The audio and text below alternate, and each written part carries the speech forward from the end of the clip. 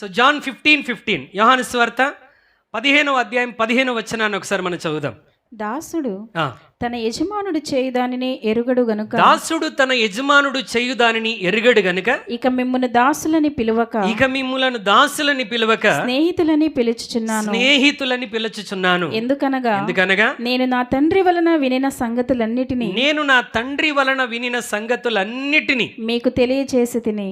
చిన్న ప్రార్థన చేద్దాం. ప్రభు, ఈ దినం, ఈ ప్రత్యేకమైనటువంటి ఈ స్పెషల్ డే రోజున దేవుడు నీతో, నాతో, మనందరితో తన వాక్యంలో నుండి మనతో మాట్లాడి మనల్ని బలపరుచున్నట్లుగా ఈరోజు ప్రభు సన్నిధిలో మరి నేను నేర్చుకోవలసిన విషయాలు నేర్చుకొని ఇక్కడ నుండి వెళ్ళాలి ప్రభు అని దేవుని యొక్క సహాయాన్ని మనం కోరుకుందాం. దయగలిగిన తండ్రి, కృపగలిగిన మా మంచి యేసయ్య, నీకు వందనాలు. ఈ ప్రత్యేకమైన దినమున నీ వాక్యమును మేమందరం కలిసి ధ్యానం చేస్తుంటుండగా, Lord speak to our hearts, మా అందరి హృదయములతో మీరు మాట్లాడమని మీ సన్నిధిలో ప్రార్థన చేస్తున్నాను. మా తండ్రి, నీ వాక్యం మమ్మను ప్రోత్సహిస్తుంది, నీ వాక్యం మమ్మను సరిచేస్తుంది, మేము నడవలసిన మార్గాన్ని మాకు నేర్పిస్తుంది గనుక ఈరోజు మా ప్రభా నీ సత్యవాక్యాన్ని ధ్యానిస్తుంటుండగా నీవే మా అందరితో మాట్లాడి మా జీవితాలను ఒక గ్రహింపులోనికి, వెలిగింపులోనికి నడిపించి మహిమ పొందమని యేసు నామములో ప్రార్థించి వేడుకొనుచున్నాము తండ్రి, ఆమేన్. హల్లెలూయా. మనం చదివిన ఈ లేఖన భాగంలో యేసుక్రీస్తు ప్రభువు తను వెంబడిస్తున్న వారందరితో మాట్లాడుతున్న మాట ఏంటంటే, చాలా స్పష్టంగా ఇక్కడ ఒక మాట చెప్తున్నాడు. దాసుడు తన యజమానుడు చేయు దానిని ఎరగడు. ఏ మాస్టర్ కూడా తన సంగతులన్నీ దాసునికి పూర్తిగా చెప్తాడంటారా? మన సీక్రెట్స్ అన్నీ మన క్రింద పనిచేసేటువంటి వారికి మనం చెప్తామా? ఎప్పుడు కూడా చెప్పం. ఏ యజమాని కూడా అలాగూ చేయడు. ప్రభు అదే విషయం చెప్తున్నాడు. దాసుడు తన యజమానుడు చేయు దానిని ఎరగడు గనుక ఇక మిమ్మును దాసులని పిలవక స్నేహితులని పిలుస్తున్నాను. ఎందుకంటే నేను నా తండ్రి వలన వినిన సంగతులన్నిటినీ మీకు, he sharing everything to us because now we have called as his friends. ఆయన స్నేహితులమని మనం పిలువబడుతున్నాము గనుక, షార్ప్ తగ్గించిన కొంచెం బేస్ పెంచి, ఆయన స్నేహితులమని పిలువబడుతున్నాము గనుక మనకి ఆయన సంగతులన్నీ దేవుడు బయలుపరుస్తూ ఉన్నాడు. హల్లెలూయా, హల్లెలూయా. ఎంత గొప్ప ధన్యత అండి. మనం సృష్టికర్త అయినటువంటి యేసుక్రీస్తు ప్రభువారికి మనం స్నేహితులమని పిలువబడుతున్నాం. Is it a simple thing? మనకున్నటువంటి కొంతమంది మంచి ఫ్రెండ్స్ని బట్టి మనం చాలా అతిశయిస్తూ ఉంటాం. కానీ ఈ లోకంలో ఏ ఫ్రెండ్ కూడా నీ కొరకు ప్రాణాన్ని పెట్టడు. ప్రాణ స్నేహితులమని మాట్లాడుకుంటాం. మేమిద్దరం ప్రాణానికి ప్రాణం అని మాట్లాడుకుంటాం. మేము చిన్నప్పటి నుండి ప్రాణ స్నేహితులుగా పెరిగామంటాం. కానీ మనము కానీ వాళ్ళు కానీ ప్రాణం పెట్టమంటే పెడతారా? ఈరోజు నువ్వు నా కొరకు ప్రాణం పెట్టరా అంటే పెడతాడా? తీయమంటే తీస్తారు. ప్రాణాన్ని తీసే స్నేహితులు చాలామంది ఉన్నారు. కానీ యేసుక్రీస్తు ప్రభువారు ఎంత గొప్ప దేవుడు అని అంటే, ఆయన మనందరి కొరకు ప్రాణం పెట్టి మనల్ని ప్రేమించాడు.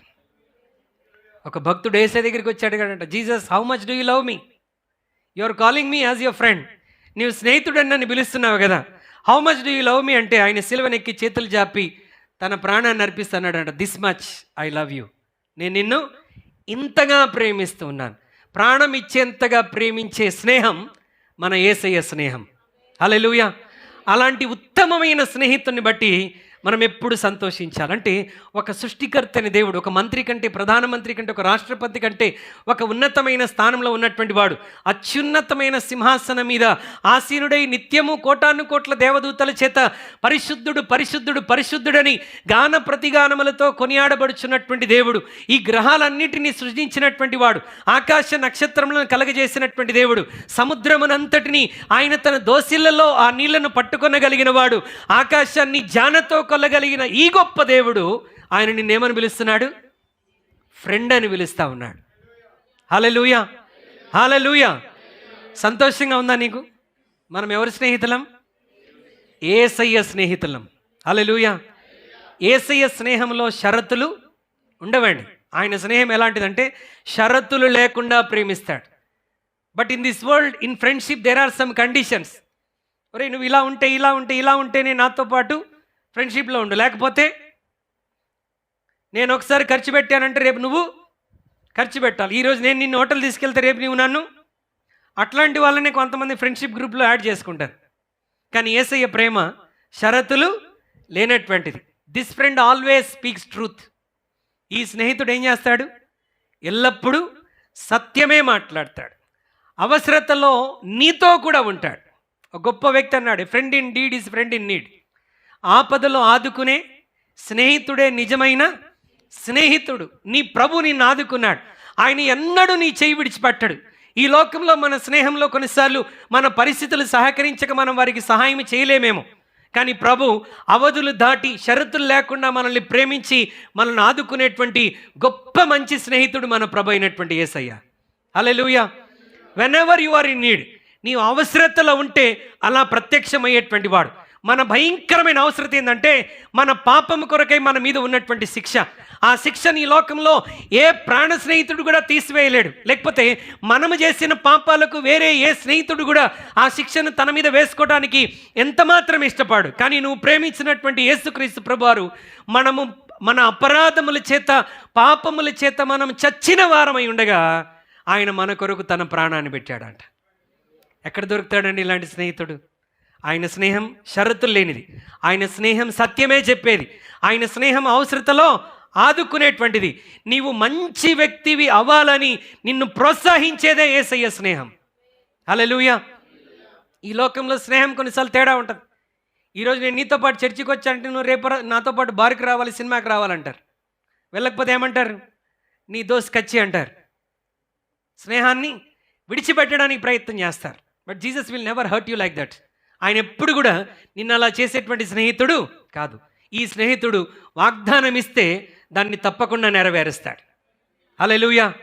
అలాంటి మంచి స్నేహితుని బట్టి ఒకసారి దేవునికి స్తోత్రం చెల్లిద్దాం. హల్లెలూయా, హల్లెలూయా. తన స్నేహితుని కొరకు ప్రాణం పెట్టేవాడే నిజమైన స్నేహితుడని దేవుని వాక్యం జ్ఞాపకం చేస్తుంది. సామెతలు 17:17లో నిజమైన స్నేహితుడు విడువక ప్రేమించును, దుర్దశలో అట్టివాడు సహోదరుడిగా ఉండను. ప్రావర్బ్స్ 27:6లో అంటాడు, మేలు కోరి స్నేహితుడు గాయములు చేయును, పగవాడు లెక్కలేనని. ఎవరైనా నీకు లెక్కలేనని ముద్దులు పెడుతున్నాడంటే జాగ్రత్తగా ఉండాలని అర్థం. హల్లెలూయా. కానీ నిన్ను గాయపరుస్తూ నిన్ను సరిచేస్తున్నాడు అని అంటే వాడు నిజమైన స్నేహితుడు అని అర్థం. హల్లెలూయా. ఏంటంట? మేలు కోరి స్నేహితుడు గాయములు చేయును, పగవాడు లెక్కలేనని ముద్దులు పెట్టును. తన అవసరతలకు మన ఇంటికి వచ్చేటువంటి వాడు కొంతమంది బంధువులై ఉండవచ్చు. కానీ మన అవసరతను ఎరిగి మనం అడగకుండానే మన ఇంటి తలుపు తట్టి సహాయం చేసేటువంటి వాడు నిజమైన స్నేహితుడు. అలాంటి మంచి స్నేహితుడు మన ప్రభువైన యేసయ్య. మనం అడగకముందే మన కొరకు ఈ భూమి మీదకి వచ్చాడు. మనం అడగకముందే మన పాప భారం అంతా తన మీద వేసుకున్నాడు. మనం అడగకముందే మనం నరకానికి వెళ్ళటం ఇష్టం లేక, ఆ శిక్ష భరించటం ఆయనకి ఇష్టం లేక మన కొరకు ఆయన ప్రాణాన్ని అర్పించి మన స్థానంలో ఆయన శిక్షను అనుభవించి మనకు శాశ్వతమైనటువంటి రక్షణ ఆయన కలుగజేసి నీకు నాకు నిత్య జీవంలో ఉండేటువంటి అవకాశాన్ని ఆ ప్రభు అనుగ్రహిస్తా ఉన్నాడు. Is a real friend. ఆయన నిజమైన స్నేహితుడు. ఆయన మనల్ని స్నేహితులని పిలుస్తున్నాడు. ఇప్పుడు నేను అడిగే ప్రశ్న ఏంటంటే, are you really a friend of God? నువ్వు దేవునికి స్నేహితుడవయ్యావా? స్నేహితునిగా ఉండవలసిన లక్షణాలు నీ జీవితంలో ఉన్నాయా? పరిశుద్ధ గ్రంథమైన బైబిల్ మనం చదివితే దేవుడు బైబిల్ గ్రంథంలో ఒక వ్యక్తిని స్నేహితుడని పరిచయం చేస్తా ఉన్నాడు. 2వ దినవృత్తాంతాల గ్రంథం 20వ అధ్యాయం 7వ వచనం ఒకసారి చదవండి. 2 Chronicles chapter 20:7. నీ జనులైన ఇశ్రాయేలీయుల ఎదుట నుండి ఈ దేశపు కాపురస్తులను తోలివేసి నీ స్నేహితుడైన అబ్రహాము యొక్క సంతతికి దీనిని శాశ్వతంగా నిచ్చిన మా దేవుడవు నీవే. యెహోషాపాతు రాజు తన చుట్టూ 3 రాజులు వచ్చి తన్ని హతమార్చడానికి ప్రయత్నం చేస్తున్నప్పుడు, ఇశ్రాయేలు సర్వసమాజం అంతటిని దేవుని మందిరంలోనికి పిలిచి ప్రార్థన చేస్తున్నప్పుడు 7వ వచనంలో ఆయన ఏమని ప్రార్థన చేస్తున్నాడంటే, చదవండి అమ్మా. నీ జనులైన ఇశ్రాయేలు ఎదుట నుండి నీ దేశపు కాపురస్తులను తోలివేసి, ఈ దేశపు కాపురస్తులను తోలివేసి నీ స్నేహితుడైన అబ్రహాము యొక్క మాట అండర్లైన్ చేసుకోండి. ఏమంటున్నాడు? యెహోషాపాతు అబ్రహాముని ఏమని పరిచయం చేస్తున్నాడంటే, నీ స్నేహితుడైన Abraham. Jehoshaphat is calling Abraham as a God's friend. దేవుని స్నేహితుడైన అబ్రహాము అని పిలుస్తా ఉన్నాడు. యాకోబు పత్రిక 2వ అధ్యాయం 23వ వచనం ఒకసారి చదవండి. James chapter 2 verse 23. కాబట్టి ఆ, అబ్రహాము దేవుని నమ్మెను, కాబట్టి అబ్రహాము దేవుని నమ్మెను, అది అతనికి నీతిగా ఎంచబడింది, అది అతనికి నీతిగా ఎంచబడెను, అను లేఖనము నెరవేర్చబడెను, అను లేఖనము నెరవేర్చబడెను, మరియు మరియు దేవుని స్నేహితుడని అతనికి పేరు కలిగి దేవుని స్నేహితుడని అతనికి పేరు కలిగెను. యాకోబు అబ్రహాముని గురించి పరిచయం చేస్తూ లేఖనాలను జ్ఞాపకం చేస్తూ ఏమంటున్నాడు? అబ్రహాము దేవుని నమ్మెను, అది అతనికి నీతిగా ఎంచబడనని లేఖనం చెప్పుచున్నది. అయితే ఇతను ఏమై ఉన్నాడంట? మరియు దేవుని స్నేహితుడని అతనికి పేరు కలిగెను. అబ్రహాముకి ఏమని పేరు వచ్చిందంట? దేవుని స్నేహితుడని. ఇది బయట మనుషులు చెప్పినటువంటి సాక్ష్యం. Did ever God said Abraham as my friend?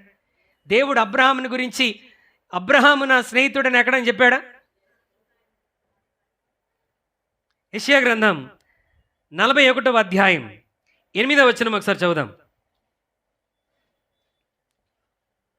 నా సేవకుడైన ఇశ్రాయేలు, యాకోబుని ఏమని పిలుస్తున్నాడు? నా సేవకుడైన ఇజ్రాయేలు, నేను ఏర్పరచుకుని యాకోబు, నా స్నేహితుడైన అబ్రహాము నా సంతానమా. స్నేహితుడైన Abraham సంతానమా.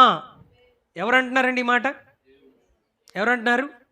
God himself is talking. ఇజ్రాయిల్తో మాట్లాడుతున్నప్పుడు, యాకోబు వంశస్థులతో మాట్లాడుతున్నప్పుడు దేవుడు చెప్తున్న మాట ఏంటంటే, నా సేవకుడైన ఇశ్రాయేలు, నేను ఏర్పరచుకున్న యాకోబు, నా స్నేహితుడైన అబ్రహాము సంతానమా. అంటే అబ్రహాముని ఏమని పిలుస్తున్నాడు దేవుడు? ఇప్పుడు నేను దేవుని స్నేహితుని, నేను పిఎం స్నేహితుని అని మనం చెప్పుకోవటం బాగానే ఉంటుంది. కానీ ఇప్పుడు దేవుడు ఏమంటున్నాడు? దేవుడు అబ్రహాం గురించి సాక్ష్యం ఇస్తున్నాడు. You know, Abraham is my friend. Abraham నా స్నేహితుడు. దావీదు గురించి అంటాడు, దావీదు నా హృదయానుసారుడు. అంటే ఆయనకి పర్సనల్ అటాచ్మెంట్ ఉన్నటువంటి వారి గురించి ఒక్కొక్క స్పెషల్ కమెంట్ దేవుడు ఇస్తున్నాడు. దానియేలు గురించి అంటే, దానియేలు నీవు నాకు బహుప్రియుడం అంటున్నాడు. దావీదుతో నీవు నా హృదయానుసారుడు అంటున్నాడు.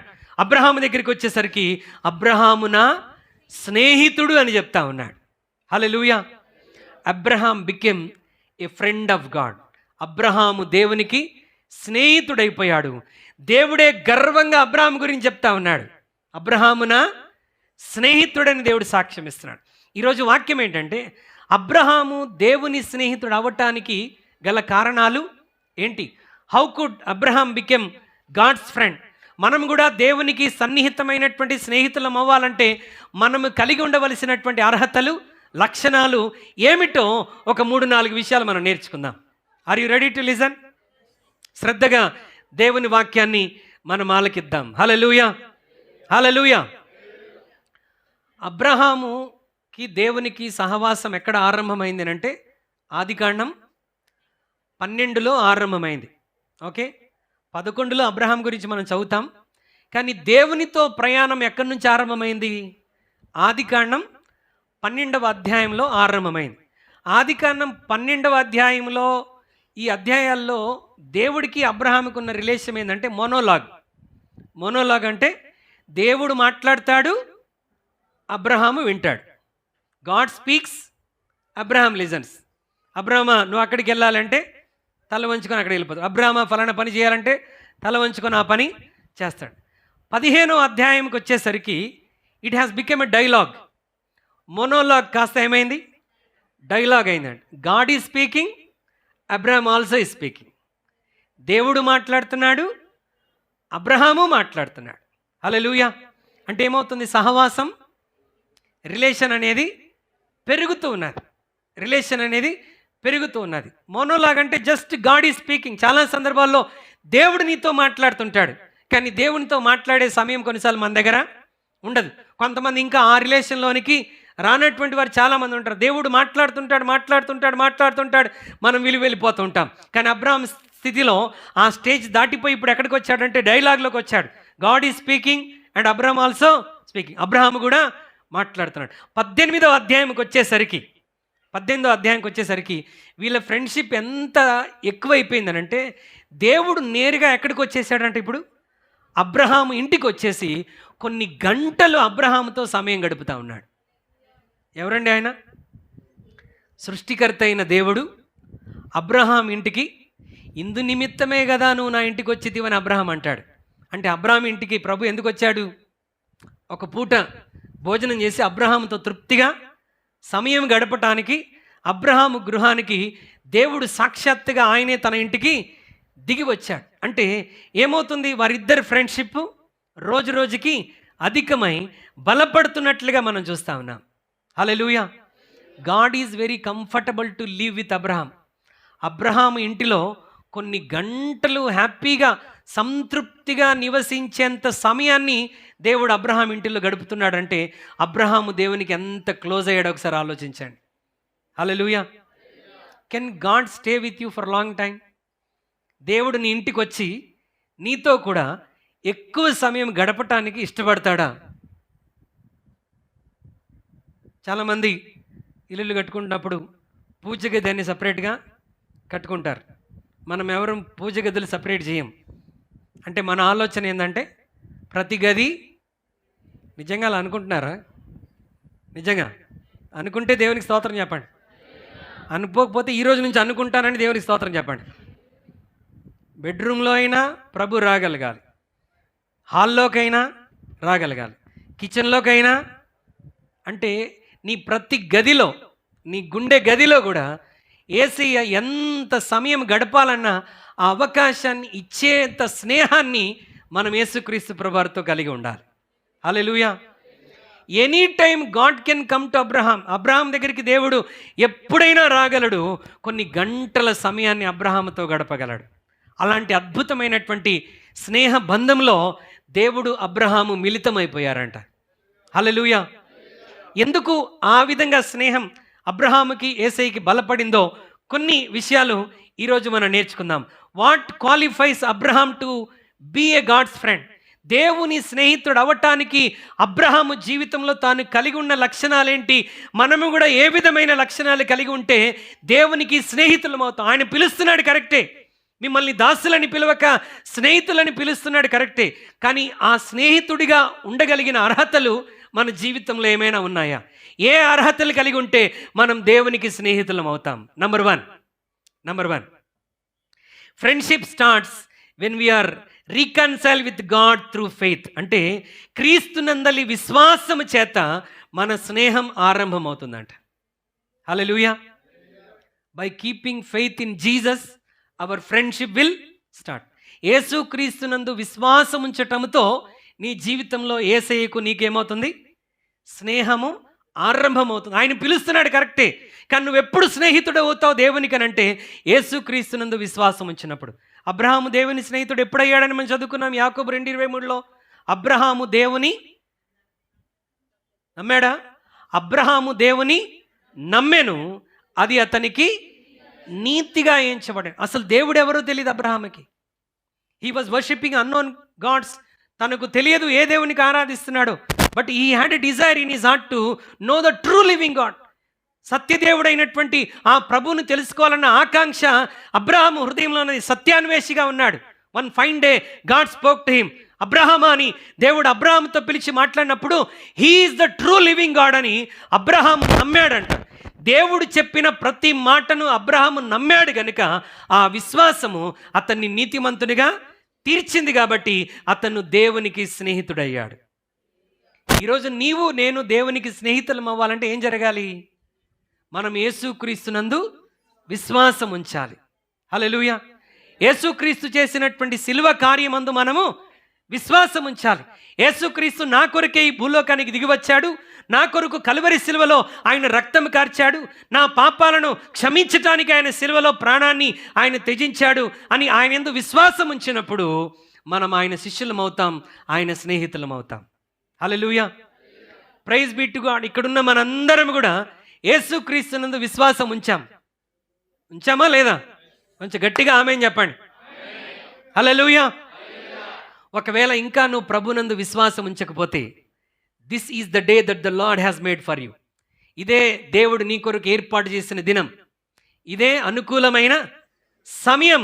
ఈ సమయాన్ని దాటిపోనివ్వకుండా, ఇంకా నీ హృదయాన్ని యేసుక్రీస్తుకి ఇవ్వకపోతే, ఇంకా నువ్వు పరిపూర్ణ రక్షణలోనికి రాకపోతే, మందిరానికి వచ్చినంత మాత్రాన రక్షణ రాదు. రక్షణ ఎప్పుడు వస్తుందంటే యేసుక్రీస్తునందు విశ్వాసం ఉంచడం ద్వారా. చర్చికి వస్తూ కూడా ఇంకా నీకు పర్సనల్ సాల్వేషన్ ఎక్స్పీరియన్స్ లేకపోతే ఇదే ఒక అనుకూలమైన సమయం. నీవు ఉన్న చోట యేసుక్రీస్తు ప్రభువాని నేను మాట్లాడుతుండగానే, ప్రభువా ఇదిగో నీవు నా పాపాల కొరకు వచ్చి కలువరి శిలువలో నా కొరకు ప్రాణం పెట్టి రక్తం కార్చావని నేను నమ్ముతున్నాను, నా పాపములు కడిగి నన్ను నీ బిడ్డనిగా స్వీకరించండి, నేను నిన్ను నమ్ముతున్నాను అని ఒక్క ప్రార్థన ద్వారా నీవు రక్షణలోనికి వస్తావు, ఆయనకి స్నేహితుడు అవ్వబోతున్నావు. Hallelujah, hallelujah. By putting our faith in Christ, యేసుక్రీస్తునందు విశ్వాసం ఉంచడం ద్వారా మనం నీతిమంతులముగా తీర్చబడి యేసుక్రీస్తుకు స్నేహితులం అవుతున్నాం. హల్లెలూయా, హల్లెలూయా. రెండవది, second one, friendship with God requires obedience to God. దేవునితో స్నేహంలో ఎదగాలి అని అంటే ఏం కావాలంట? స్నేహంలో ఎదగాలంటే అన్నిటిలో విధేయులం అవ్వాలి. యేసుక్రీస్తు ప్రభువారికి ఆయన చెప్పిన ప్రతిదానికి మనం విధేయత చూపినప్పుడే స్నేహితులం. Why God called Abraham as a friend? దేవుడు ఎందుకు అబ్రహామును తన స్నేహితుడని పిలుస్తున్నాడు అంటే, దేవుడు చెప్పిందల్లా అబ్రహాం చేస్తాడు. 12వ అధ్యాయంలో తన జర్నీ స్టార్ట్ అయిందని విన్నాం. ఓకే, 12వ అధ్యాయంలో దేవుడు అబ్రహాంతో అన్నాడు, అబ్రహామా నీ తండ్రి ఇంటిని విడిచిపెట్టాడు, నీ దేశాన్ని విడిచిపెట్టాడు, నేను నీకు చూపించు దేశానికి వెళ్ళు అన్నాడు. ఏం చేశాడు? వెళ్ళాడు. ఇంకా నో క్వశ్చన్, ఇంకేది ప్రశ్నించలేదు. ఏ దేశం పోమంటావు? ఛార్జీలు ఎవరిస్తారు? నేను ఎట్లా పోవాలి? ఇవేం లేదు. God said, he obeyed. దేవుడు చెప్పాడు, విధేయత చూపిస్తా ఉన్నాడు. అబ్రహాము కూడా మన వంటి స్వభావం గలవాడే కనుక అక్కడక్కడ కొన్ని అవిధేయతలు జీవితంలో వచ్చినాయి. దట్ వాజ్ ఈ స్టార్టింగ్ పీరియడ్. అతని విశ్వాస ఆరంభంలో చిన్న చిన్న పొరపాట్లు అబ్రహాం జీవితంలో జరిగాయి. 12వ అధ్యాయంలో ప్రయాణం మొదలుపెట్టాడు విధేయత చూపించి. అదే అధ్యాయంలో తాను ఉన్నటువంటి దక్షిణ దేశంలో కరువు వచ్చినప్పుడు దేవుణ్ణి అడగా పెట్టకుండా ఎక్కడికి వెళ్ళిపోయాడని విన్నాం పోయిన వారం. ఐగుప్తుకు వెళ్ళిపోయాడు. He just disobeyed God. ఐగుప్తుకు వెళ్ళినందుకు ఏం జరిగింది? అక్కడ ప్రమాదం ఎదుర్కొన్నాడు. ఒక అవిధేయత ఒక అబద్ధంలోని కూడా అతను నడిపించింది. తన భార్యను భార్య కాదు సహోదరిని చెప్పాడు. ఆమె ఆల్మోస్ట్ అత్యాచారం చేయబడింది. కానీ దేవుడు మరలా సంరక్షించాడు, క్షమించాడు, నడిపించాడు. 16వ అధ్యాయానికి వచ్చేసరికి ఇంకో బ్లండర్ మిస్టేక్ చేశాడు. దేవుని వాగ్దానం తన జీవితంలో ఆలస్యమైందని ఏం చేశాడు? సొంత మార్గంలో పిల్లల్ని సంపాదించుకున్నాడు. అది దేవుని చిత్తం కానే కాదు హాగర్ని వివాహం చేసుకోవటం. కానీ ఏం చేశాడు? దేవునికే సహాయం చేస్తున్నాడు. శారాయి అబ్రహాం సహాయం చేసింది. అబ్రహాము దేవుడు వాగ్దానం పాపం దేవుడు ఏమాత్రం ఎలా నెరవేరుస్తాడు? మనం కూడా కొంచెం సపోర్ట్ ఇవ్వాలి కదా. చేతులు కలిస్తేనే చప్పట్లు వస్తాయి కదా అని అబ్రహాము దేవునితో ఏం కలపడానికి ప్రయత్నం చేశాడు? ప్రభా నువ్వు వాగ్దానం చేశావు, కానీ మరి నేనేమో ముసలివాడిని, నా భార్య కూడా ముసలిదైపోయింది, గర్భం ఉడిగిపోయింది, నువ్వు చెప్పిన మాట నమ్ముతున్నాము, కానీ ఎలా జరుగుతుంది? It is impossible to happen. Sarai గర్భం ధరించటం అసాధ్యం. కనుక ఆమె సజెషన్ ఏదో నాకు బాగా నచ్చింది, కాబట్టి నేను హాగర్ని పెళ్లి చేసుకున్నాను, కుమారుని కంటున్నాను కనేశాడు. God was upset for 13 years. 13 సంవత్సరాలు దేవుడు సైలెంట్ అయిపోయాడు. అవిధేయత. 17వ అధ్యాయంలో అబ్రహాము 99 ఏండ్ల వాడై ఉన్నప్పుడు దేవుడు ప్రత్యక్షమై అబ్రహాంతో అంటున్నాడు, అబ్రహామా నేను సర్వశక్తి గల దేవుడను. సర్వశక్తి గలవాడనంటే ఇక్కడ ఏమని రాయబడింది? నేను సర్వశక్తి గలవాడనంటే ఏదైనా చేయగలను. అబ్రహాం ఏమనుకున్నాడు?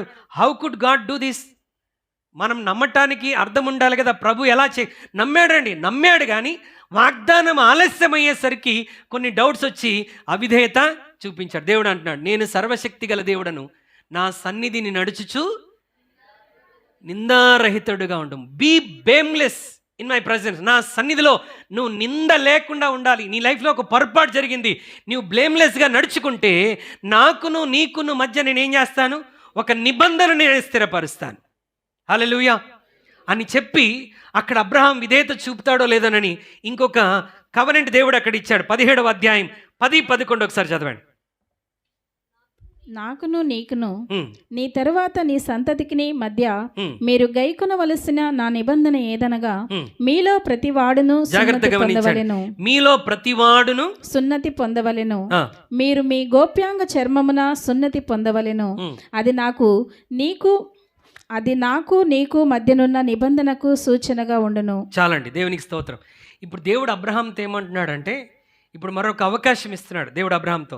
నీకు నాకు మధ్య నేను చేసిన నిబంధన మరి నిశ్చయముగా ఉండాలి అని అంటే, నీవు నా మాటకు లోబడి నీవు నీ ఇంట ఉన్న పురుషులందరూ నీతో కూడా ఉన్న వారందరూ ఏం చేయాలంట?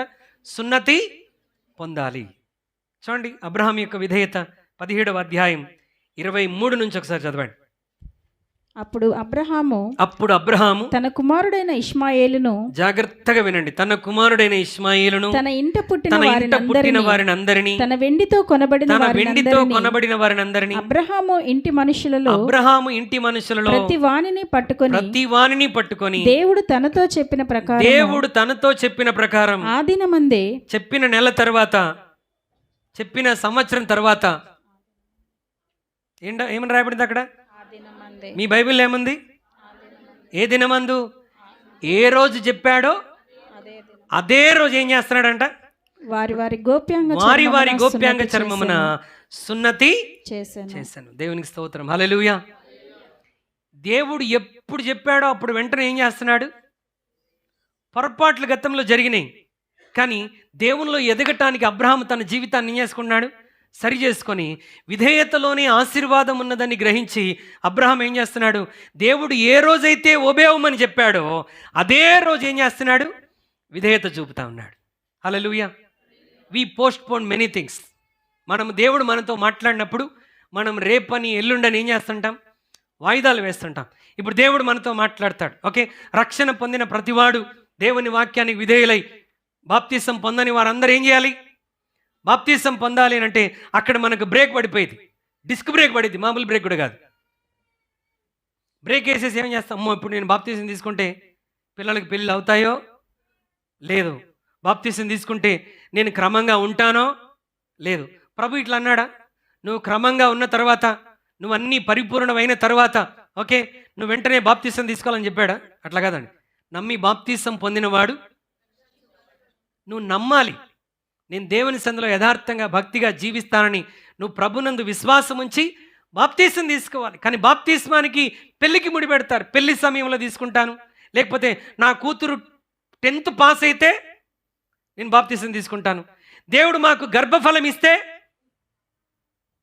బాప్తిసము తీసుకుంటా. అంటే నువ్వు బాప్తిసం తీసుకోవడం దేవుడు నీకు లంచం ఇవ్వాలన్నమాట. అంటే నువ్వు దేవునికే పెడుతున్నావు. మనం విధేయత చూపిస్తే దేవుడు ఆశీర్వదిస్తాడు, కానీ మనం ఉల్టా చేస్తున్నాం. ప్రభా, నువ్వు నాకు విధేయత చూపించు, నేను నువ్వు చెప్పింది చేస్తాను. నువ్వు నాకు బిడ్డల్ని ఇస్తే ఫలానా పని చేస్తా, గర్భఫలం ఇస్తే అది చేస్తా, నా పిల్లలు పాస్ అయితే నేను బాప్తిసము తీసుకుంటాను. అలాంటి రిస్ట్రిక్షన్స్ మనం దేవునికి పట్టడం కాదండి. Abraham never did like that. దేవుడు ఏదైనా చెప్పినప్పుడు he never questioned God, he never doubted, never question. ఎప్పుడు ప్రశ్నించలేదు, సందేహించకుండా దేవునికి లోబడ్డాడు. అంటే friendship with God requires obedience to God. దేవునితో స్నేహంలో ఎదగాలంటే మనకేం కావాలి? విధేయత కావాలి. ఎంత ఎదిగాడంటే విధేయతలో 22వ అధ్యాయానికి వచ్చేసరికి ఒకరోజు పొద్దున్నే దేవుడు అబ్రాహాముని పిలిచి అంటున్నాడు, అబ్రాహ్మా, నీకు ఒక్కడై ఉన్న నీ కుమారుణ్ణి మోరియా పర్వతం మీద నా కొరకు బలి అర్పించమని చెప్తున్నాడు. హల్లెలూయా. 10 రూపాయలు ఇవ్వు, 1,00,000 రూపాయలు ఇవ్వు, లేకపోతే నీ కుమారుని సేవకి ఇవ్వు, ఇవన్నీ లోబడగలిగినవే. కానీ ఇప్పుడు దేవుడు అబ్రహాంతో చెప్పేది it is very difficult thing. విధేయత చూపటం చాలా కష్టమైన పని. కష్టమా కాదా చెప్పండి? మీరు కష్టం కాదన్నట్టే ఉన్నారు. మిమ్మల్ని అలా దేవుని ఏదైనా అడిగితే వెంటనే ఇచ్చేస్తారా? ఓ బంగారం విడిచిపెట్టమంటేనే మనం విడిచిపెట్టం. దానికి మనకు కావలసిన వాక్యాలన్నీ మనం వెతుక్కుంటూ ఉంటాం. ఓకే, ఫలానాది విడిచిపెట్టాలంటే విడిచిపెట్టాం. దానికి అవసరమైన వాక్యాలన్నీ we have answer for everything. కానీ అబ్రహాం ఆన్సర్లు వెతుక్కోలేదు. నశించి సొదొమ గొమొర్రాను నాశనం చేస్తానన్నప్పుడైనా దేవునితో బ్రతిమలాడాడు కానీ, బేరమాడాడు కానీ, నీ కుమారుడైన ఇస్సాకును మోరియా పర్వతం బలి ఇవ్వమంటే, ప్రభా 1 నెల రోజులు టైం ఇస్తావా, 1 వారం టైం ఇస్తావా, పోనీ వాడికి పెళ్లి చేయలేదు, నాకు మనవరాల్ని ఎత్తుకోవాలనిపిస్తుంది, వాడికి పెళ్ళైన తర్వాత ఓకే సంతానం కలిగిన తర్వాత ఆ పిల్లల్ని ఎత్తుకుంటాను కానీ అప్పుడు ఇస్సాకుని తీసుకొని వచ్చి నీకు బలి ఇస్తాను ప్రభా అని అబ్రహాం ఏమన్నా చెప్పాడా? ద సేమ్ డే దేవుడు తను పిలిచిన దినమున అబ్రహాము లేచి తన కుమారుని వెంటబెట్టుకొని వెళ్ళిపోతున్నాడు. ఎక్కడికి? మోరియా దేశానికి వెళ్ళి అక్కడ పర్వతంలో ఒక దాని మీద బలిగా అర్పించడానికి వెళ్ళిపోతా ఉన్నాడు. Hallelujah. When God said something to him, దేవుడు అబ్రహాముకి ఏదైనా చెబితే ఆ మాటని తూచా తప్పకుండా ఏది ఏమైనా సరే నేను నా దేవునికి లోబడాలి. ఆ కమిట్మెంట్ ఈరోజు మనకు ఉన్నదంటారా? To become a true friend of God. దేవుడు మన గురించి సాక్ష్యం ఇస్తూ, ఇదిగో ఫలానా బిడ్డ నా స్నేహితుడని దేవుడు గర్వంగా చెప్పుకునే విధంగా అబ్రహాము లోబడినట్టుగా మనం లోబడగలుగుతున్నామా? దేవుడిని ఏదన్నా విడిచిపెట్టమని చెప్తే వెంటనే ఇక దాని గురించి ఆరాలు తీయకుండా, కారణాలు వెతకకుండా, ఇక వాయిదాలు వేయకుండా ఈ అలవాటు విడిచిపెట్టు అనగానే విడిచిపెట్టడానికి ధైర్యంగా ఉన్నావా? నీ జీవితంలో ఇది సరి చేసుకోవాలని దేవుడు చెప్పినప్పుడు వెంటనే విధేయత చూపటానికి నువ్వు ఇష్టపడుతున్నావా? ఈరోజు నువ్వు ఒకసారి ఆలోచించాలి. అబ్రహాము అన్ని విషయాల్లో దేవునికి విధేయత చూపించాడు. అబ్రహామా, హాగర్ నీ లైఫ్లో ఉండటం నా చిత్తము, leave her, he just left. మరి ఆమె భవిష్యత్తు ఎలా ఉంటుంది? లేకపోతే మరి ఆమె ఎక్కడ పోయింది, ఎక్కడ చచ్చిపోయింది? ఇవన్నీ ఆలోచించలా. దేవుడు చెప్పింది చేశాడు. దేవుడు అబ్రహాముని గొప్పగా ఆశీర్వదించాడు. చివరికి ఎంత కఠినమైన పరీక్ష పెట్టాడనంటే, నీ కుమారుని నా కొరకు బలిగా అర్పించు. మారు మాట్లాడలేదండి. ప్రభా, ఇది నిజమేనా? నేను వింటున్నది నీ స్వరమేనా? ఇంకో ఆప్షన్ ఏదైనా ఉందా? ఇది కాకుండా ఇంకా వేరే ఏదైనా చేయమంటావా? No arguments. When God said he did. దేవుడు చెప్పాడు, అబ్రహాం చేశాడు. దేవుడు అంటున్నాడు, నా స్నేహితుడైన Abraham, he is my friend, whatever I say to him he will just obey it. Hallelujah. అలాంటి స్నేహితుల కొరకు ప్రభు ఎదురు చూస్తామన్నాడు. అలా విధేయత చూపినందుకు దేవుడు అబ్రహామును ఎంత గొప్పగా ఆశీర్వదించాడండి. సమస్త వంశములు అబ్రహాము ద్వారా ఆశీర్వదించబడేటట్టుగా దేవుడు అబ్రహామును దీవించాడు. Hallelujah. To become God friends, okay, we need obedience to God. దేవునికి స్నేహంలో ఎదగాలి అని అంటే అన్ని విషయాల్లో మనం ఏం చేయాలి? దేవునికి విధేయత చూపించేటువంటి వారముగా ఉండాలి. మొదటిది విశ్వాసం, రెండవది విధేయత, మూడవది friendship with God requires being hospitable. దేవునితో స్నేహంలో ఎదిగేవాడు ఆతిథ్యం ఇచ్చేవాడుగా ఉంటాడు. దేవునితో స్నేహంలో ఎదిగేవాడు ఎలా ఉంటాడంట? ఆతిథ్యం ఇచ్చేవాడుగా ఉంటాడు. ఆదికాండం 18వ అధ్యాయంలో ఒకసారి రండి. దేవుడు అబ్రహాము గుడారం దగ్గరికి వస్తా ఉన్నాడు. చదువుతారా? 18 మొదటి వచనం. మరియు మమ్రే దగ్గరనున్న సింధూర వనములో అబ్రహాము ఎండవేళ గుడారపు ద్వారమందు కూర్చొని ఉన్నప్పుడు యెహోవా అతనికి కనబడెను. అతడు కన్నులెత్తి చూచినప్పుడు 3 మనుష్యులు అతని ఎదుట నిలువబడి ఉండిరి. అతడు వారిని చూచి గుడారపు వాకిటి నుండి వారిని ఎదుర్కొనుటకు పరిగెత్తి నేల మట్టుకు వంగి, ప్రభువా, నీ కటాక్షము నా మీద ఉన్న ఎడల ఇప్పుడు నీ దాసుని దాటిపోవద్దు.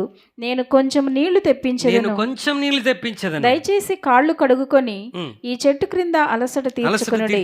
కొంచెం ఆహారము తెప్పించెదను, మీ ప్రాణములను బలపరచుకొనుడి.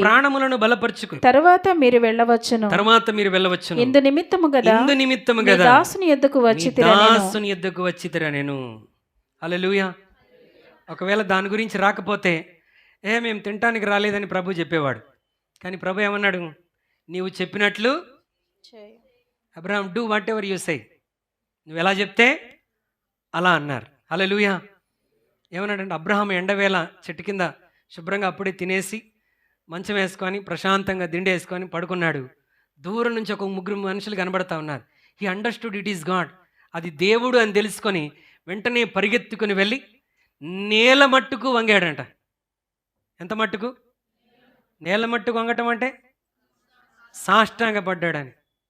మనం చేతులెత్తి వందనాలు చెప్పడానికే కష్టమైపోయింది. తల ఇట్లా వంచడానికే కష్టం, సాష్టాంగ పడే సంగతి తర్వాత.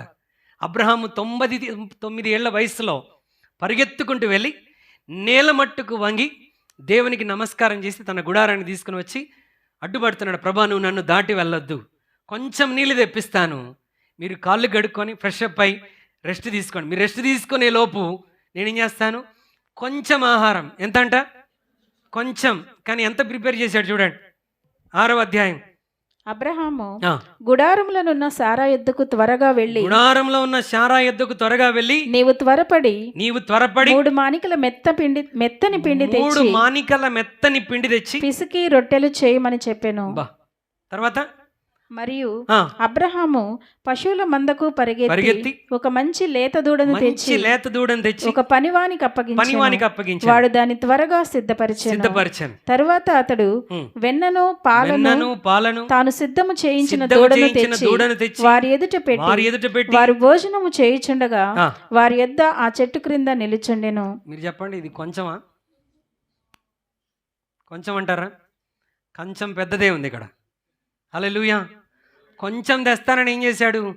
మేడం గారి దగ్గర పరిగెత్తాడు. అప్పటికే మేడం ఇద్దరికి వండుకున్నటువంటి కూర అన్నం అంతా కంప్లీట్ చేసి గిన్నెలు శుభ్రంగా కడిగేసి సింక్ అంతా క్లీన్ చేసి ఈయన చెట్టు కింద పడుకున్నాడు. ఆమె లోపల గుడారంలో శుభ్రంగా పడుకుంది. మధ్యాహ్నం మేడంలు పడుకున్న తర్వాత ఎవరైనా ఇంటికి వస్తే చెప్పండి, ఈయనే పోయి గిన్నె వెలిగించి పాలు పెట్టి చాయ్ తయారు చేయాలి. లేదంటే వాళ్ళు అడగకముందే, మా మేడం గారు కొంచెం నీరసంగా ఉంది, గెస్టులు రాగానే ఈయన నీరసం అయిపోతాడు. హల్లెలూయా. ఇప్పుడు అబ్రహాంకి 99 అంటే మేడం గారికి ఎన్ని ఉంటాయి? 89 అనుకోండి, సరే 90 అనుకుందాం, ఓకే. మరి ఆ వయసులో మరి ముసలావిడ ఏం చేసేది? శుభ్రంగా తిని పడుకొని ఉంటుంది. ఇప్పుడు అబ్రహాం గారు త్వరగా వెళ్ళి త్వరగా లేపేయమంటున్నాడు. 3 మానికల మెత్తని పిండి తెచ్చి పిసికి రొట్టెలు చేయమంటా ఉన్నాడు. అన్నం వండమంటే అట్లా పొయ్యి మీద పడేసి 15 నిమిషాలు వండేస్తావేమో. ఇప్పుడు ఏం చేయాలి? 3 మానికలు అంటే ఒక్కొక్కరు 2 కేజీలు తింటారా వీళ్ళు? నిజంగా అంత ఆహారం తింటారా? వాళ్ళు తింటారో తినరో, అబ్రహాము తన హాస్పిటాలిటీ దేవునికి చూపించాలని ఆశపడ్డాడు. అన్ని కేజీల పిండి తెచ్చి ఏం చేశాడు? రొట్టెలు చేయమని చెప్పాడు. 99 ఏళ్ల వృద్ధాప్యంలో ఉన్నటువంటి అబ్రహాము ఎక్కడ పరిగెత్తాడు? పశువుల మందకు పరిగెత్తాడు. పనివాడికి చెప్పొచ్చుగా, చెప్పలేదు. ఎట్లాంటిది తెస్తారో ఈయనే వెళ్ళి మంచి లేత దూడని, నీ ఇంటికి మంచి అతిథులు వస్తున్నారంటే ఆవిడకొకటి ఫోన్ చేసి చెప్పవు. ఏం చేస్తావు? నువ్వే వెళ్తావు షాప్కి, 2 ఫ్లూట్లై, కొంచెం కార్జమై, కొంచెం అదే ఇదే అని దగ్గరుండి ఏం చేస్తావు? చాలా మంచిగా మాంసం కొట్టించుకొని తీసుకొని వచ్చి, ఒకవేళ నీ భార్యకి సరిగా మాంసం వండటం రాకపోతే ఈ కిచెన్ డ్యూటీ ఎవరికి పడుద్ది? నీకే పడుద్ది. శుభ్రంగా సిద్ధపరుస్తావు. ఎందుకు? నా ప్రభుని, నాకు వచ్చిన అతిథులు నేను ఘనపరచాలని. అబ్రహాము శారాయిని తొందర పెట్టాడు. తాను త్వరపడి మందలోనికి వెళ్ళి ఒక లేత దూడను తీసుకొని వచ్చి పని వాళ్ళకి ఇచ్చి సిద్ధపరచమని చెప్పాడు. తర్వాత వెన్నను పాలను అన్నిటినీ సిద్ధపరిచి టేబుల్ మీద పెట్టి వారు భోంచేస్తూ ఉంటే చూస్తూ హ్యాపీగా రిలాక్స్ అవుతా ఉన్నాడు. హల్లెలూయా. కడుపు నిండా తిని బేమని, అబ్రామా శారా ఏది అన్నాడట. ప్రభా, శారా గుడారంలో మీదటికి సంవత్సరానికి నీ కౌగిల్లో కుమారుడు ఉంటాడనగానే మీరు నవ్వినట్టుగానే ఆమె నవ్వుతుందట. శారా పక్కుమని నవ్వుతుంది. ముసలిదాన్ని 90 ఏళ్ళు వచ్చిన తర్వాత నాకు గర్భం వచ్చిద్దంటే చాలా విచిత్రంగా ఉందని ఆమె నవ్వుతూ ఉంటే దేవుడు అన్నాడు, ఎందుకు శారా నవ్వుతుందంటే అబ్రహాం అంటున్నాడు, లేదు సార్ ఆమె నవ్వలేదు అంటున్నాడు. ఇంత పగలబెట్టి నవ్వుతే వినపడదండి? హల్లెలూయా. దేవుడు వాగ్దానం చేశాడు, దేవుడు నీ గర్భమున నేను వాగ్దానం చేసిన కార్యాన్ని నీ జీవితంలో నెరవేర్చబోతున్నాను. హల్లెలూయా. బై బీయింగ్ హాస్పిటబుల్, దేవునికి ఆతిథ్యం ఇచ్చి అబ్రహాం ఏమయ్యాడు? దేవునికి సన్నిహితుడైపోయాడు. అంటే అబ్రహాం ఇంటికి దేవుడు ఎప్పుడైనా రాగలడు. ఎప్పుడు వచ్చినా ఏం చేస్తున్నాడంట? ఆతిథ్యాన్ని సిద్ధపరుస్తూ ఉన్నాడు. హల్లెలూయా. మనం దేవునికి స్నేహితులం అవ్వాలంటే ఏం చేయాలంట? ఆతిథ్యం ఇచ్చే గుణాన్ని మనము కలిగి ఉండాలి. హెబ్రీయులకు రాసిన పత్రిక 13వ అధ్యాయం మొదటి 2 వచనాలు ఒకసారి చదవండి. సహోదర ప్రేమ నిలువరముగా ఉండనీయుడి. సహోదర ప్రేమ నిలవరముగా ఉండనీయుడి. ఆతిథ్యము చేయ మరవకుడి. ఏం మర్చిపోద్దంట? ఆతిథ్యము చేయ మరువకుడి. దాని వలన కొందరు ఎరుగకయే దేవదూతలకు ఆతిథ్యము చేసిరి. హల్లెలూయా. సహోదర ప్రేమ నిలువరముగా ఉండనీయుడి, ఆతిథ్యము చేయ మరువకుడి, దాని వలన కొందరు ఎరుగకయే దేవదూతలకు ఆతిథ్యం ఇచ్చారు. మనం ఆతిథ్యం ఇస్తే దేవునికి సేవ చేసినటువంటి వారం అవుతున్నామంట. హల్లెలూయా. నేను ఆకలిగొని ఉన్నాను, మీరు నాకు ఆహారం పెట్టలేదు. నేను దప్పిగొని ఉన్నాను, మీరు నాకు దాహము తీర్చలేదు. అంటే వాళ్ళందరూ అంటున్నారంట, నువ్వెప్పుడు ఆకలిగొని ఉన్నావు, ఎప్పుడు దాహము. దేవుడికి దాహం వేసిద్దండి? ఆకలి వేసిద్దా? ఆయన అంటున్నాడు, మరి ఎప్పుడు ఆకలిగొని ఉన్నావు, ఎప్పుడు దప్పికొని ఉన్నావు అంటే, ఇదిగో ఈ చిన్నవారికి మీరు చేయలేదు కనుక నాకును చేయలేదు. ఆకలితో ఉన్న వారికి మనం ఏం చేయాలంట? ఆహారాన్ని పెట్టి ఆతిథ్యం ఇవ్వటం ద్వారా తెలియకయే మనం దేవదూతలకు పరిచర్య చేసిన వారం అవుతామంట. రెండవది, నా పేరట వచ్చిన వారిని చేర్చుకొనివాడు నన్ను చేర్చుకొనును అని ప్రవక్తల గురించి, సేవకుల గురించి దేవుడు మాట్లాడాడు. హల్లెలూయా. నా పేరట వచ్చిన వాడిని చేర్చుకున్నవాడు నన్ను నా పేరట వచ్చిన వానికి గిన్నెడు చన్నీళ్ళు ఇచ్చినవాడు వాడి ప్రతిఫలమును నిశ్చయముగా పొంది ఉన్నాడు. ప్రవక్తను చేర్చుకున్నవాడు ప్రవక్త ఫలమును పొంది ఉన్నాడు. హల్లెలూయా. అంటే దైవజనులకు మనం ఏం చేయాలంట? ఏం చేయాలి? ఆతిథ్యం ఇవ్వాలి. ఎప్పుడైనా నీ గృహానికి పిలిచి దైవజనునికి ఆతిథ్యం చేసావా? కొంతమంది చేస్తున్నారు, దేవునికి స్తోత్రం. హల్లెలూయా. పాస్టర్ గారు భలే ప్లాన్ వేసాడు ఈరోజు. సందర్భం వచ్చింది కాబట్టి ప్లాన్ బాగానే వేసాడు అనుకుంటున్నారా? సేవకుడికి ఆహారం లేక నీ గృహంలో ఆతిథ్యం ఇవ్వటం కాదు, దేవుడికి ఆహారం లేక అబ్రహాం ఆతిథ్యం ఇచ్చాడంటారా? It is a respect towards God. దేవుణ్ణి ఎలాగైనా ఘనపరచాలి అన్న ఉద్దేశంతో దేవునికి అద్భుతమైన ఆతిథ్యాన్ని సిద్ధపరిచాడు. సేవకుడు నీ గృహానికి వచ్చి ఆతిథ్యం తీసుకోవటం ద్వారా నీ గృహానికి ఏమొస్తుంది? ఆశీర్వాదం వస్తుంది. Sometimes we forget it. మర్చిపోయే వాటినే మర్చిపోకండి అంటాడు దేవుడు. అందుకే ఇక్కడ ఏమన్నాడు? ఆతిథ్యము చేయ మరువకుడి. ఆతిథ్యం చేయ మరువకుడి. నీ సేవకుడు నీ గృహంలోకి వచ్చి ఆతిథ్యం తీసుకోవటం ద్వారా నీకేం కలుగుతుంది? ఆశీర్వాదం వస్తుంది. షునేమీరాలు మరి ఎలీషా దైవజనుడని ఎరిగి ఏం చేసిందంట? తన ఇంటిలోనికి పిలిచి ఆతిథ్యం ఇవ్వటం నేర్చుకున్నారు. ఆమె శ్రద్ధాభక్తులతో ఎలీషాకు పరిచర్య చేసినందుకు, ఆతిథ్యం ఇచ్చినందుకు ఎలీషా పిలిచి అంటున్నాడమ్మా, నీ జీవితంలో ఏమి కొదువు ఉందంటే, అయ్యా ఏదో కొదువ ఉండి ఏదో ఆశించి నేను ఆతిథ్యం ఇవ్వలేదనంటే ఎలీషాకు నెమ్మది లేదు. Something we need to bless her అని ఈ గెహాజీ ద్వారా తెలుసుకొని ఆమె అవసరత ఏంటో తెలుసుకొని, అమ్మ ఇదిగో నీకు సంతానం లేదు, నేను మరలా నీ ఇంటికి వచ్చేసరికి నీ కౌగిల్లో కుమారుడు ఉంటాడని చెప్పాడు.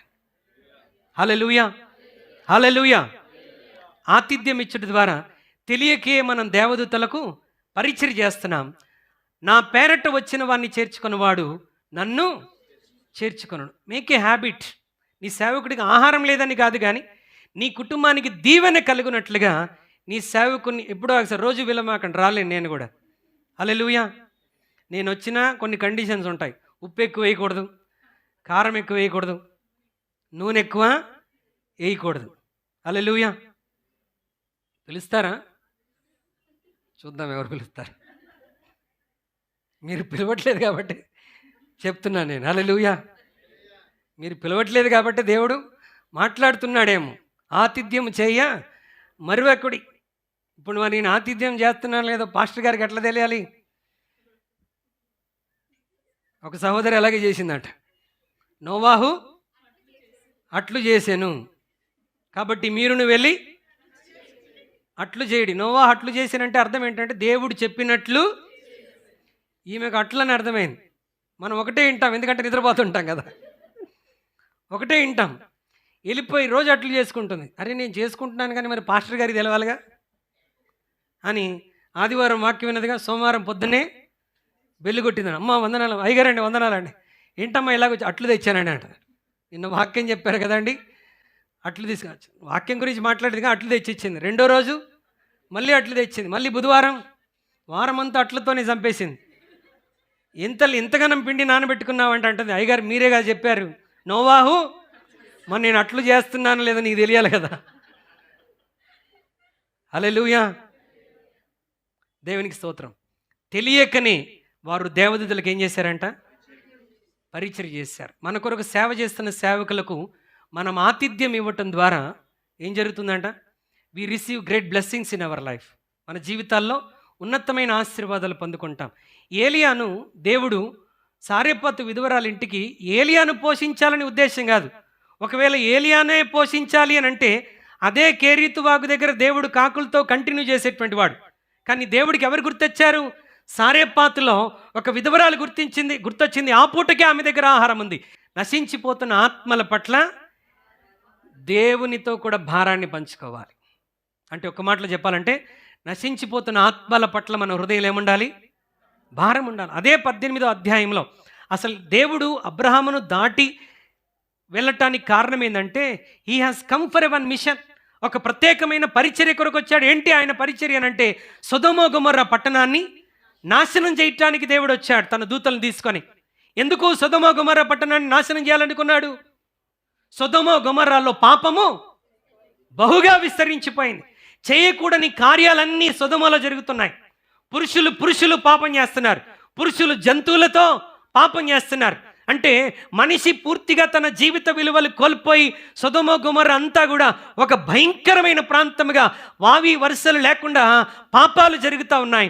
దేవుడు విసిగిపోయి ఆ ప్రాంతాల్ని నాశనం చేయాలనుకున్నాడు.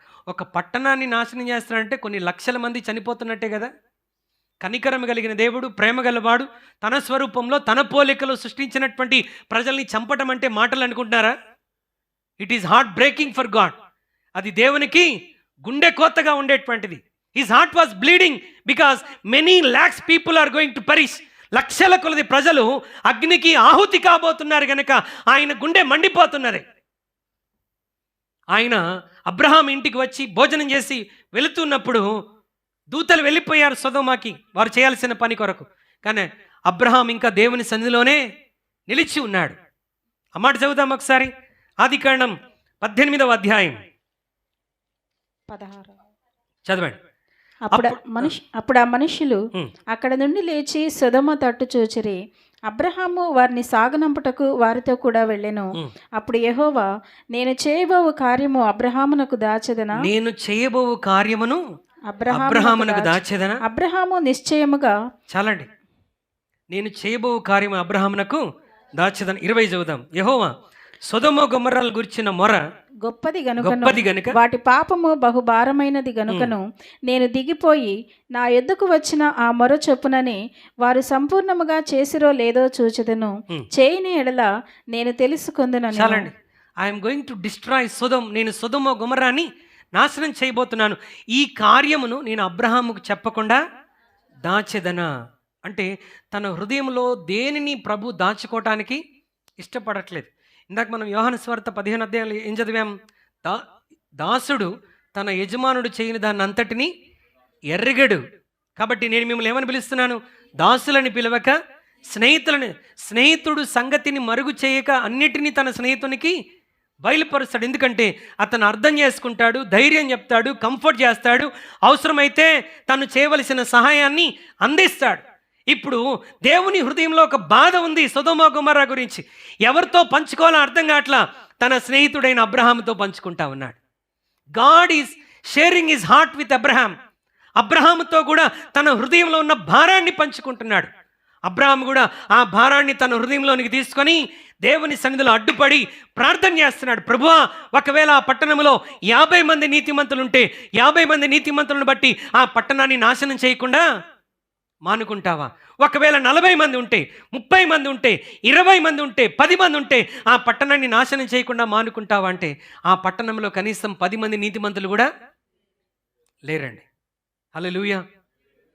దేవుడు ఆ సొదొమ గొమొర్రా పట్టణములను అగ్నిగంధకముల చేత నాశనం చేస్తున్నప్పుడు అబ్రహామును జ్ఞాపకం చేసుకొని ఎవరిని రక్షించాడంట? లోతు కుటుంబాన్ని రక్షించాడంట. హల్లెలూయా. ఏంటి అబ్రహాము గుండెలో ఉన్న భారం ఏంటంటే నశించిపోతున్న ప్రజల పట్ల అతని హృదయంలో ఏముంది? భారం ఉంది. ఆ భారం ఎవరికి ఉంది? ముందు దేవునికి ఉంది. ఇప్పుడు ఆ భారాన్ని ఎవరు షేర్ చేసుకుంటున్నారు? ఇప్పుడు యేసయ్యకున్న భారం ఏంది? ఆయన సిలువలో వేలాడుతూ నేను దప్పిగొని ఉన్నాను అని ఎందుకు అడుగుతున్నాడు? శరీర సంబంధమైనటువంటి దప్పిక కాదు, ఆయన నశించిపోతున్న ఆత్మల గురించినటువంటి దప్పిక తన జీవితంలో కలిగి ఉండి ప్రభు అంటున్నాడు, ఐ ఆమ్ థర్స్ట్. నేను ఇంకను దప్పిగొలిగి ఉన్నాను. ఆయన దప్పికను తీర్చే మరి బిడ్డలముగా, స్నేహితులముగా మనం ఉండాలి. హల్లెలూయా. అంటే నశించిపోతున్న ఆత్మల పట్ల మనం దేవుని భారాన్ని పంచుకున్నప్పుడు, ఆయన భారం ఏంటంటే అందరూ అంతటను మారు మనస్సు పొందవలనని ఆయన నిశ్చయించుచున్నాడు. ఏ నరుడు కూడా నశించిపోవటం దేవునికి ఇష్టం లేదు. ప్రియమైన దేవుని బిడ్డలారా, ఆ భారాన్ని పంచుకోగలిగిన స్నేహితులముగా మనం ఉంటే నశించిపోతున్న ప్రజల కొరకు ప్రార్థన చేస్తాం. నశించిపోతున్న ప్రజలకు యేసుక్రీస్తుని గురించినటువంటి ప్రేమను, ఆయన సువార్తను మనం పంచిపెడతాం. అలా మనం చేయగలిగితే ఆయనకు ఒక మంచి స్నేహితులు మనం అవుతాం. ఫ్రెండ్ ఫ్రెండ్ ఫ్రెండ్ అని చెప్పుకొని ఆయన భారాన్ని మనం షేర్ చేసుకోకపోతే we are not going to become friends. If you want to become friend of God, నువ్వు దేవునికి స్నేహితుడు అవ్వాలి అని అంటే you should have a concern for lost. నశించిపోతున్న ప్రజల కొరకు నీ హృదయంలో ఏముండాలి? భారము కలిగి ఉండాలి. 5వ మాట చెప్పి నేను ముగించేస్తాను.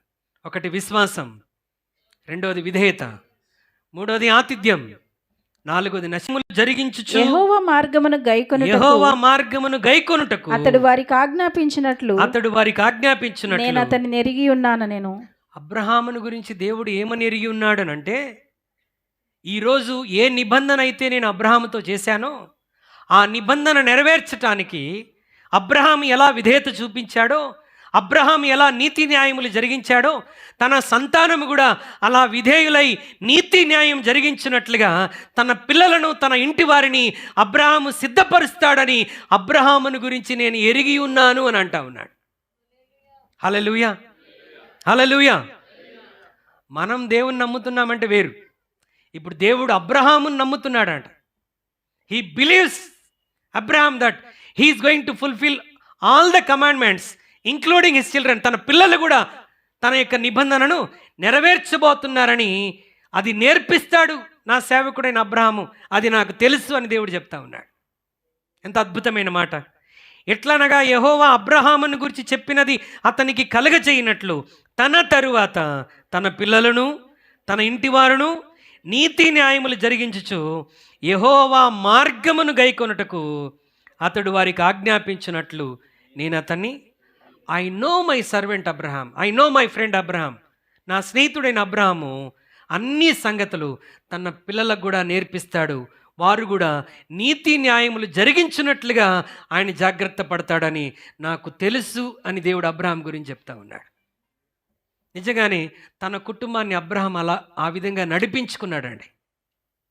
అబ్రహాం ఎలాగైతే దేవుని వెంబడించాడో తన కుమారుడైన ఇస్సాకు కూడా అలాగే దేవుణ్ణి వెంబడించాడు. హల్లెలూయా. అబ్రహాం ఎక్కడికి వెళ్ళినా గుడారం వేస్తాడు, బలిపీఠం కడతాడు, ప్రార్థన చేస్తాడు. ఇస్సాకు దాన్ని అడాప్ట్ చేసుకున్నాడు. తాను కూడా ఎక్కడికి వెళ్ళినా ఏం చేస్తున్నాడు? గుడారం వేస్తున్నాడు, బలిపీఠం కడుతున్నాడు, దేవుని నామం పేరట ప్రార్థన చేస్తున్నాడు. అబ్రహాం బావులు తవ్వాడు, ఇస్సాకు కూడా బావులు తవ్వాడు. అబ్రహాము దేవునికి విధేయత చూపించాడు. అంతకు మించిపోయాడు విధేయతలు. ఎవరు? ఇస్సాకు. అందుకే ఇస్సాకును యేసుక్రీస్తుతో పోల్చి మాట్లాడతారు. ప్రియమైన దేవుని బిడ్డలారా, అబ్రహాము ఏది చెప్పినా విధేయత చూపించేవాడు. ఇప్పుడు ఇస్సాకు ఎలా తయారంటే అబ్రహాముకి తాతలాగా అయిపోయాడు. దేనిలో? దేవునికి విధేయత చూపించటంలో. అబ్రహాముతో దేవుడు డైరెక్ట్గా మాట్లాడితే విధేయత చూపించాడు. కానీ ఇస్సాకు, నానా దేవుడు ఇలా అన్నాడరా అంటే చాలు, ఆ మాటకు ఏం చేస్తున్నాడు? ఇప్పుడు అబ్రహాము, ఇస్సాకు పనివారు బయలుదేరి ఎక్కడికి వెళ్తున్నారు? మోరియా పర్వతం మీదకి బలర్పించడానికి వెళ్తున్నారు. బలర్పించడానికి వెళ్తున్నాం, కట్టెలు ఉన్నాయి, నిప్పు ఉంది, కత్తి ఉంది, బలి పశువు ఏదేనంటే అబ్రహాం అప్పుడు నేర్చుకున్న ఒకటే ఒక పాట, యెహోవా ఈరే అన్నిటినీ చూచుకోను. ఇదే పాట పాడుకుంటూ వెళ్ళిపోతా ఉన్నాడు. ఎక్కడికి వెళ్ళినా ఇదే చెప్తున్నాడు. కొండ మీదకి వెళ్ళినప్పుడు కూడా అడిగాడు, డాడీ గొర్రెపిల్ల ఏదేనంటే యెహోవా. ఇద్దరు కలిసి బలిపీఠం కట్టారు, ఇద్దరు కలిసి కట్టెలు పేర్చారు, ఇద్దరు కలిసి. చూడండి, తండ్రి పిలిచినప్పుడు ఇస్సాకు, నాకు పని ఉంది, ఫ్రెండ్స్ దగ్గరికి వెళ్ళాలి, రారా దేవుడు బలర్పించమంటున్నాడు, వెళ్ళొద్దాం. ఎక్కడ అంటే ఇంటి పక్కన అని చెప్పాలా. ఎక్కడంట? ఎన్ని రోజులు ప్రయాణం? 3 రోజులు ప్రయాణం. హల్లెలూయా. పిల్లల్ని తల్లులు బ్రతిమలాడుకోవాలి, రారా చర్చికి వెళ్దాం, రారా, నువ్వు రాకపోయినా కనీసం నన్ను డ్రాప్ చేసి వెళ్ళరా అని ఏం చేయాలి? బ్రతిమలాడుకోవాలి. ఇస్సాకుని బ్రతిమలాడాల్సిన అవసరం లేదు. నాన్న పద అంటే ఏం చేస్తాడు? చెప్పులు వేసుకొని బయలుదేరతాడు. హల్లెలూయా. బయలుదేరాడు తండ్రితో పాటు. మోరియా పర్వతం మీదకి వెళ్ళిపోయారు. ఇద్దరు కలిసి బలిపీఠం కట్టారు. ఇద్దరు కట్టెలు పేర్చారు. కట్టెలు పేర్చిన తర్వాత కూడా అడుగుతున్నాడు ఇస్సాకు, నాన్న ఏది నాన్న బలిపశువు ఏది? ఇందాక నుంచి యెహోవా ఈరే అంటున్నావు, టైం అయిపోతుంది, బలిపశువు ఏదంటే అప్పుడు అబ్రహాం మెల్లని స్వరంతో అంటాడు, నాన్న దేవుడు నిన్నే బలి ఇవ్వమన్నాడు రా. హల్లెలూయా. ఏం చేశాడు ఇస్సాకు? మారు మాట్లాడకుండా వెళ్ళి బలిపీఠం మీద పడుకున్నాడు. అదే ఈరోజు కుమారులు అయితే ఏం చేస్తారు? ముసలోడు నువ్వు ఇంకెంతకాలం బతుకుతావు అని అబ్రహాముని కాళ్ళు చేతులు కట్టేసి కట్టెల మీద పడుకోబెట్టి కసితీరా చంపేసి. లేరండి అలాంటి పిల్లలు లేరా? రీసెంట్గా ఒక మాట విన్నాను. కుమారులు ఆస్తి కొరకు తండ్రిని ఏం చేశారంట, ముక్కలు నరికి డ్రమ్ముల్లో పెట్టారంట. లైఫ్ అది ఇన్సూరెన్స్ కొరకు తండ్రిని ఏం చేశారు, చచ్చిపోతే ₹1 కోటి వస్తాయని తండ్రిని చంపి కోటి రూపాయలు సంపాదించుకున్నారు. అబ్రహాము గురించి దేవునికి ఏం తెలుసు అంటే, నేను అబ్రహాముకు చెప్పినవన్నీ తన పిల్లలకి నేర్పిస్తాడు. అబ్రహాము ఎలా విధేయత చూపించాడో తన సంతానం కూడా అలాగ విధేయత చూపునట్లుగా అబ్రహాము వారికి నేర్పిస్తాడని అబ్రహాం గురించి నాకు తెలుసు అని అంటా ఉన్నాడు. హల్లెలూయా. అబ్రహాము దేవునికి విధేయత చూపిస్తే ఇస్సాకు అటు తండ్రికి అటు పరమ తండ్రికి విధేయత చూపిస్తూ వెళ్ళి ఆ కట్టెల మీద పడుకున్నాడు. తండ్రి నీ విధేయతలో ఎక్కడ లోపం రాకూడదు. ఇఫ్ గాడ్ ఆస్ యూ టు సాక్రిఫైస్ మీ, దేవుడు నన్ను బలేర్పించమని కోరుతున్నాడా? ఇంతకాలం నువ్వు దేవునికి విధేయత చూపించావు, ఆ విధేయతలో లోపము రాకూడదు. లోపం రావటానికి నేను కారణం అవ్వకూడదు. కనుక నువ్వు ఎలా చేయాలనుకుంటావు అలా చేయి. I'm ready to sacrifice my self. Hallelujah. What a sacrifice! Abraham దేవునికి ప్రియమైన స్నేహితుడైపోయాడు. ప్రియమైన బిడ్డలారా, అంటే ఏ లెవెల్లోనైనా అబ్రహాము తండ్రి అయిన దేవునికి విధేయత చూపించడానికి సంసిద్ధుడిగా ఉన్నాడు. తన కుటుంబాన్ని కూడా అలా సిద్ధపరచుకున్నాడు. Are you preparing your family like that? నీ కుటుంబాన్ని నువ్వు ఆ రీతిగా సిద్ధపరచగలుగుతున్నావా? నీవు ధన్యుడవు, దేవునికి ప్రియమైన స్నేహితుడు అవుతావు.